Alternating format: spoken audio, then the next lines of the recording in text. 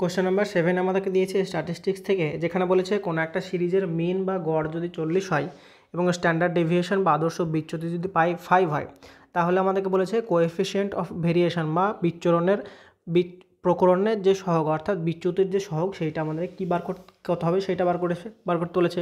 তো এখানে আমাদের সিভি বা কোএফিসিয়েন্ট অফ ভেরিয়েশন যেটা হয় সেটা হয় আমাদের উপরে হয় স্ট্যান্ডার্ড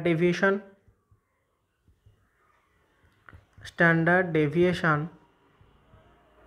নিচে হয় আমাদের মিন, আর তাকে মাল্টিপ্লাই করতে হয় 100 দিয়ে। এটা যদি আমরা বার করতে পারি তাহলে সেইটা হচ্ছে আমাদের কোএফিসিয়েন্ট অফ ভেরিয়েশনের ভ্যালু। তাহলে স্ট্যান্ডার্ড ডেভিয়েশন আমাদের এখানে দেওয়া আছে 5, মিন দেওয়া আছে 40 আর মাল্টিপ্লাইড বাই 100। এটা হচ্ছে আমাদের 5 দিয়ে 40 কাটি তাহলে পাই 8, আর এখানে আমরা যদি আবার 2 দিয়ে 4 দিয়ে কাটি তাহলে পাই 2, আর 4 দিয়ে কাটলে হচ্ছে 25। তার মানে 25/2, তার মানে পাবো 12.2%, 12.5%, যেটা অপশন নাম্বার 2তে দেওয়া আছে।